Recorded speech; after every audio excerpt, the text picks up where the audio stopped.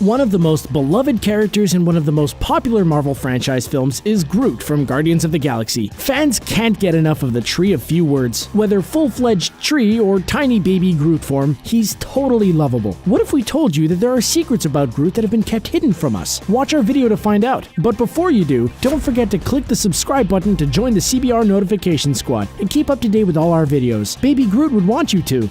I am Groot. Groot was originally a villain.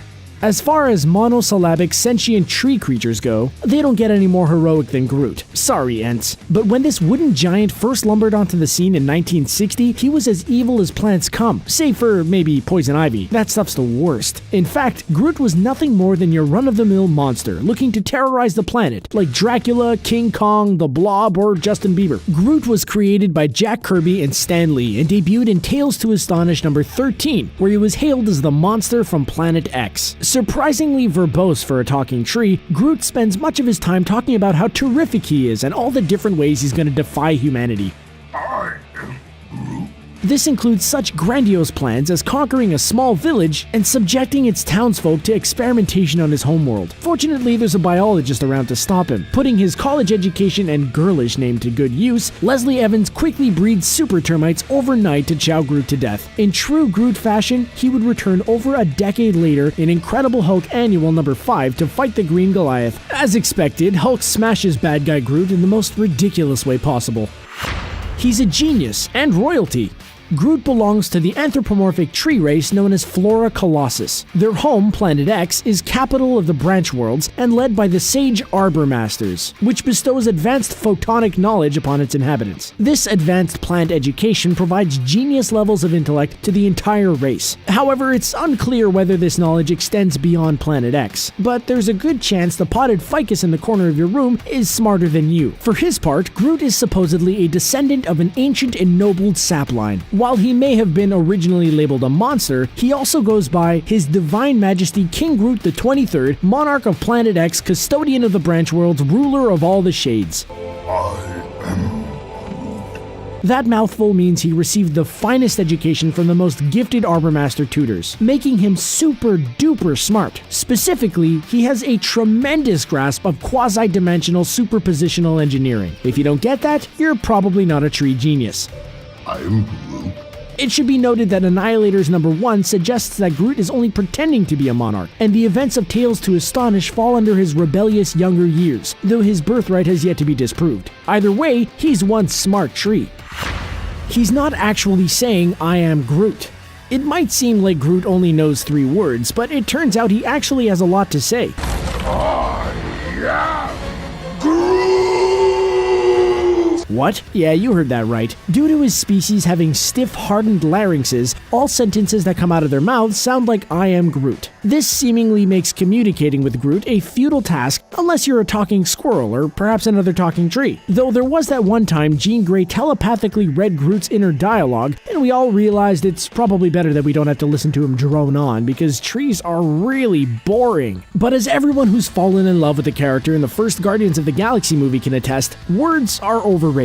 Groot can convey a world of thought and feelings through the subtle, nuanced inflections that come from him merely repeating his name. Groot's voiceover actor, Vin Diesel, is able to achieve this thanks to the dedication of the director, James Gunn. James even went so far as to write an alternate version of the entire Guardians of the Galaxy 2 script for just the 2 of them that contains each of Groot's lines in English. How awesome is that?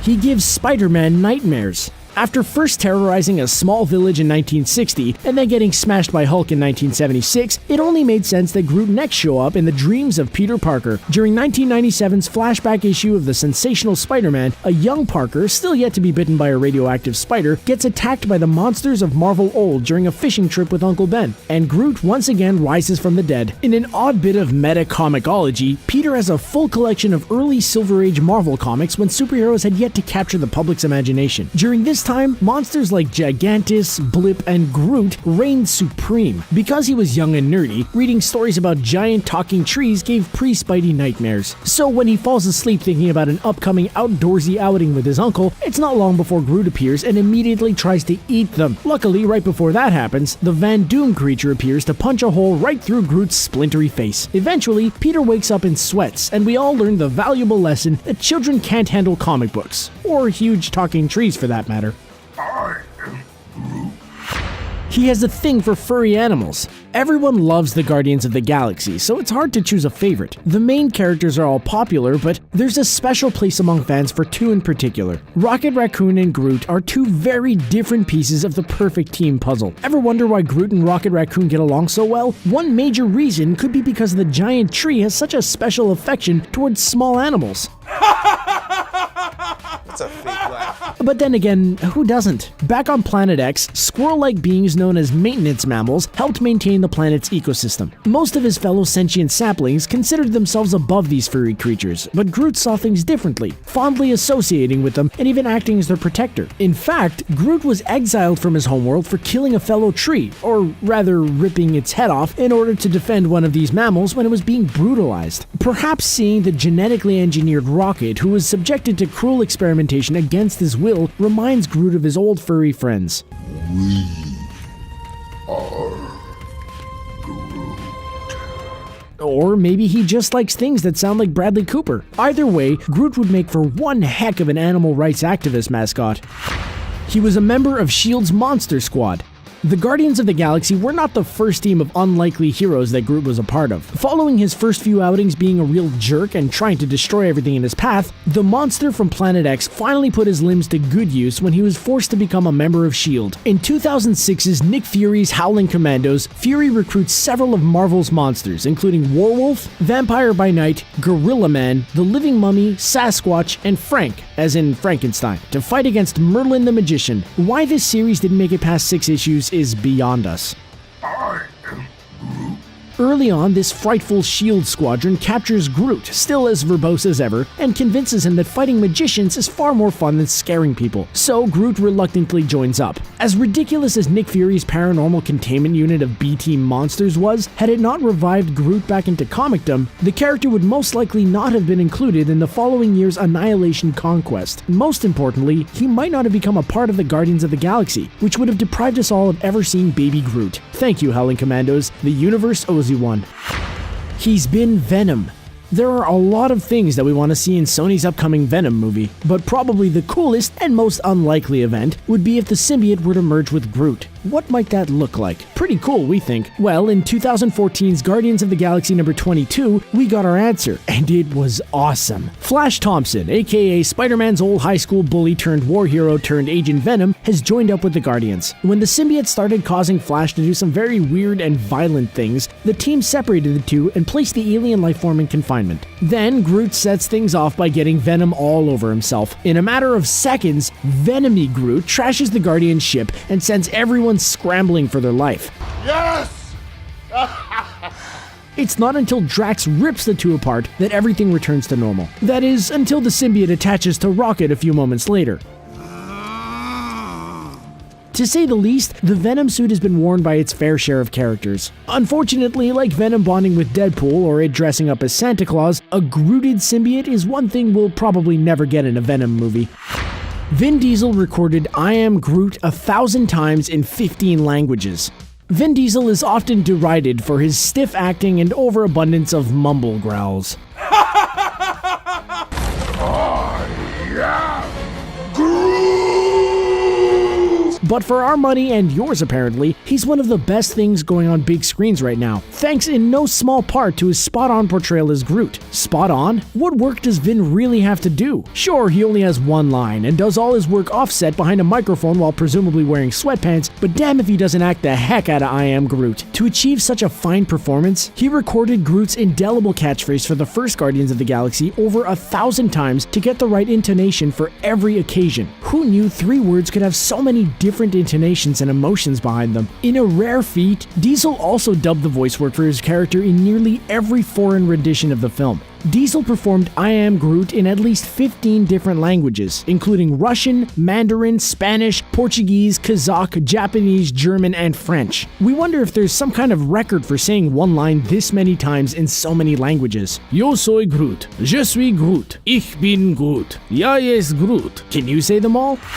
Vin Diesel's Baby Groot voice was unedited. Speaking of his deep voice, I am Groot.